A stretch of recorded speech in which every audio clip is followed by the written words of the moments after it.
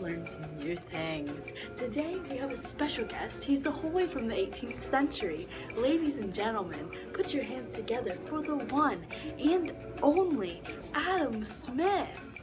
Woo! Woo! Hello, Sherry.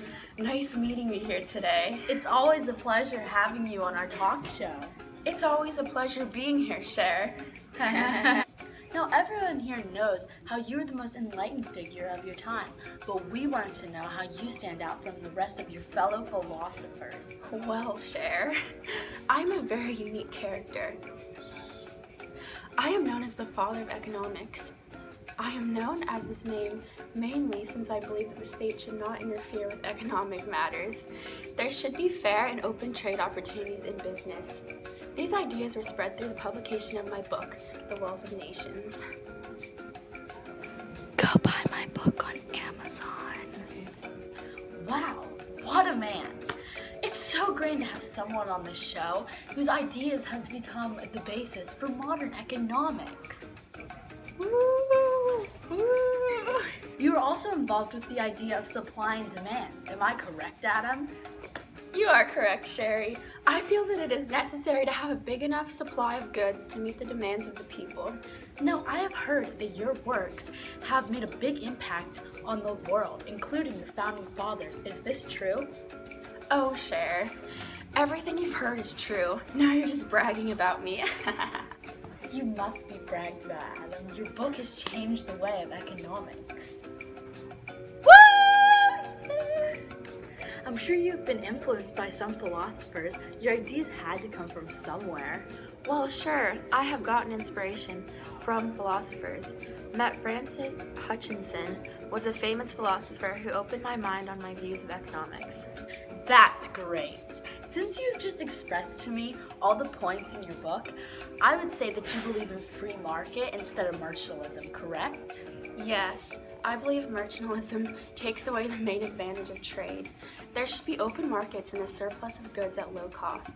The government should also encourage people to come up with new ideas and inventions for their businesses to succeed. Let's get it, Adam! Yeah! Adam, you have said that you do not think the government should be that involved with trading matters. Can you go more in depth of exactly what you mean? Of course. I believe that the government should stay away from trading and business matters. Members of government should be more focused on the Army, the Navy Police, the judiciary branch, schools, roads, and building new trade routes. Fascinating. Do tell us more. I have an excerpt from my book, The Wealth of Nations, that explains this idea perfectly.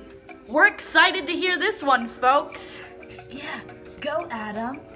Perfect liberty can never happen if government heeds or is entrusted to the mean rhapsody, the monopolizing spirit of merchants and manufacturers who neither are nor ought to be the rulers of mankind. This quote is saying how the government can monopolize trades when they are too involved with businesses. That is very true, Adam. We want to run our own businesses, not let the government run them for us. Yeah! Earlier I asked how your works have impacted Europe and other nations around the world. Can you continue to tell us more positive effects of your ideas? Yes, I can. My ideas basically leveled out businesses in European societies. People felt like they had an advantage over other places that didn't have this type of free market set in place.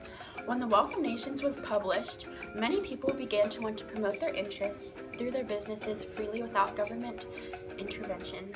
That's great. That is really just great. Please tell us how your beliefs came to be. Well, I began to attend the University of Glasgow when I was 15 years old. I believed education was very important for one's future. I began to realize that people saw that a country's wealth was run on the stock of silver and gold. An economy was also run on mercantilism. I noticed that these ways were not benefiting a country the way it should. Well, there you have it, folks. Adam Smith has changed the idea of economy for the better. He's truly the most enlightened figure of his time. Woo! Woo! Yes, thank you for having me here today. It was truly an honor. And remember, Adam Smith is not a myth. He helps the people.